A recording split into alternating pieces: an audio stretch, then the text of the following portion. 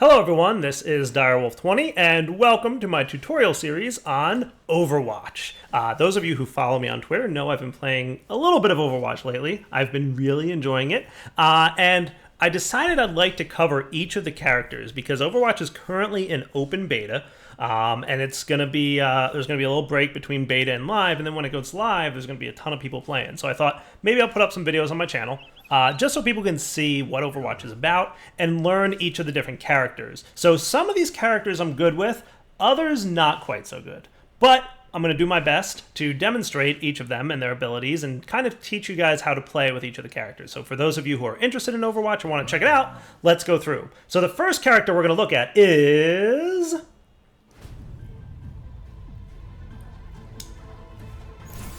So I'd like to introduce you to Mercy here. Hello. She is one of my favorite characters, and in fact the one that I play most often. I definitely like playing support roles more often than not in first-person shooters, so this character works really well for me. So let's take a look at the different abilities that Mercy has.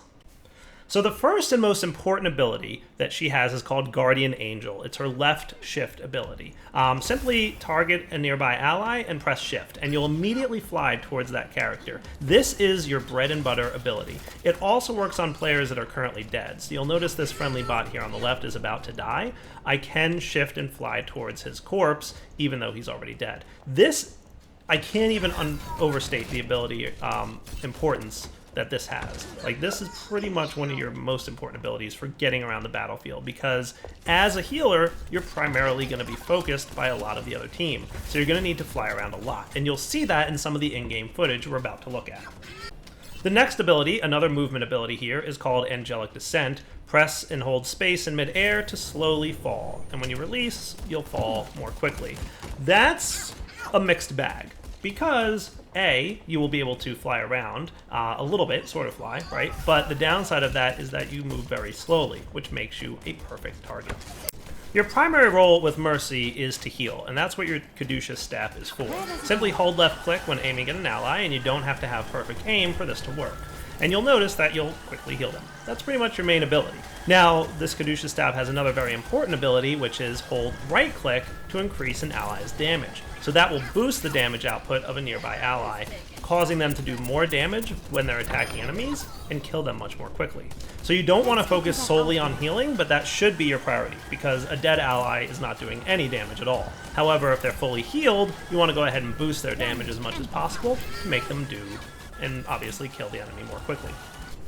Like all players, Mercy has an ultimate ability, which you can see here is Q, called Resurrect. This will revive dead teammates and is one of the most important abilities in the game, in my opinion, because it brings them back to life right away. Nice. They have a small moment of invulnerability while they're regaining control of their character, but they don't remain invulnerable once they can start moving. So as soon as they can start moving around, they're no longer invulnerable. As you probably noticed, I was able to resurrect 2 players at once. You can in fact resurrect your entire team, provided they're nearby enough. The best way to charge your Q ability, your ultimate ability, is by healing. You'll notice that it's slowly ramping up, but as I'm healing people, it ramps up a lot more quickly. And your Resurrect, finally, has a range on it. So you can note right now it's telling me 2 teammates are dead. However, if I'm not close enough, I might only res one of them. Notice that this bot came back to life on his own. One more ability I want to bring you guys up to speed on. I don't know that it's even listed here on your F1 screen, but it's really important to note. Mercy self-heals herself if she's out of combat for a few seconds. So you can see here I'm purposely getting hit by these training bots, right? Now, if you get out of combat for about a second or two and just hide and don't take any damage, you automatically self-heal. Super important. So as you get low, don't jump for med packs unless you're constantly and currently under attack. If you can hide away and somebody's not hitting you, save that med pack for a teammate and go ahead and make sure that you just don't get hit for a second or two, and you'll automatically self-heal. Finally, I want to give you guys a really important tip with Mercy. You can heal through walls for about 2 or 3 seconds. As long as you remain in line of sight with him for just a moment, you should be able to keep him alive. Notice that I'm still healing him, and I can even toggle to my damage boost as long as I'm peeking out from behind this wall every few seconds. After about 2 or 3 seconds, your ability to heal stops. This is extremely important as Mercy, because like I said before, you're going to be a target, and enemies are going to be prioritizing you. So if you can hide behind a wall where you can't be hit by the enemies, but you're still healing, even if that means you're breaking line of sight with the person you're healing, that's going to be very useful. So let's take a look at some in-game footage to see what this is all about, right after we take a look at one of the abilities that I almost forgot to mention because it's one I almost never use. Mercy does have a pistol, and it's definitely useful to attack. It's got some really good accuracy, but it's very slow. In Overwatch, you can damage players more by hitting them in the head, so definitely aim for their head there.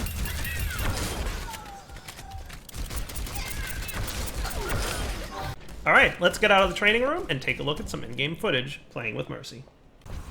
Alright guys, in this clip you can see me following around Roadhog, and I'm boosting his damage, but as soon as I see him take damage, I'm starting to heal him. And I'm also hiding behind a wall, as indicated. You definitely don't want to let the enemy see you, so I'm hiding back here behind the wall, but making sure to poke my head out every now and then to keep the line of healing going.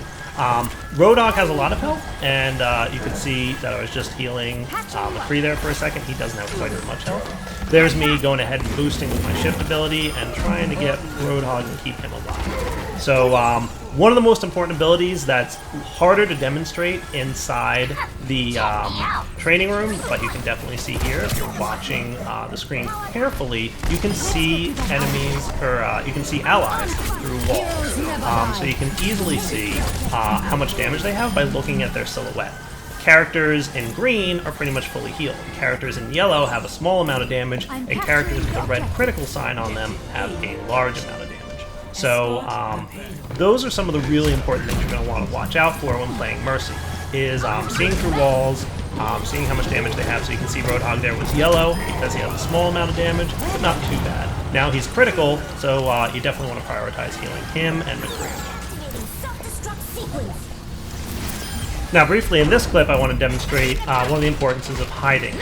You're going to hear in just a moment here McCree's its high noon ability. And I'm going to hide behind a wall because I know he's probably going to kill a few people with that. Then I sneak out from behind the wall and res them.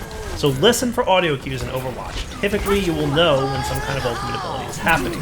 High noon typically kills a bunch of people, so make sure to hide out of line of sight so you don't get killed and then resurrect them quickly.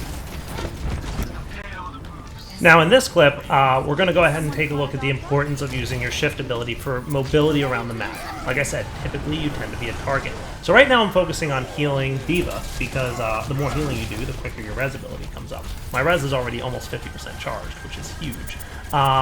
In a moment, we're going to see me jumping around a lot. And that's really what I wanted to show you in this clip. So you can see right now I fly over to McCree, make sure to boost him, but then I notice somebody up on the rooftops in a moment who needs some healing. Where does it hurt? So there McCree just killed somebody, and up here I'm flying up to the rooftops, heal this person, and then fly right back down to heal this one. That's the importance of jumping around a lot. And hiding behind walls, obviously. So I'm boosting their damage because they don't need healing at the moment, and then fly over to McCree to help him out. Then D.Va's going to need some help. Unfortunately, she gets behind the line of sight, which is unfortunate, and something you're going to want to watch out for. If your teammates are behind line of sight, you can't boost to them, and that's going to be pretty unfortunate.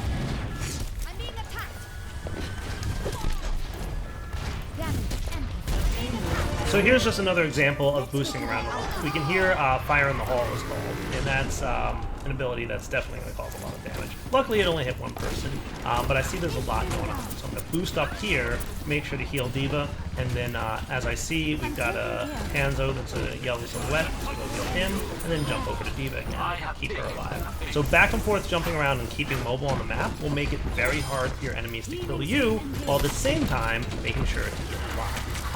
Alright guys, so I think that's a good wrapping up point for the Mercy tutorial. Do me a favor, leave me some feedback, comments, upvotes, downvotes, whatever you like. Let me know what you thought of this video, what I could have done better, and I'm going to work on some videos for the other characters as much as possible. Now, unfortunately, the open beta period is only a few days long, so I might do a few videos now with some of the characters I know really well, and then if you guys really like this and want to see more, let me know, and I'll make sure to do a few more videos about all the other characters, probably once the full game is released. For now, Daryl20 signing off. Take it easy.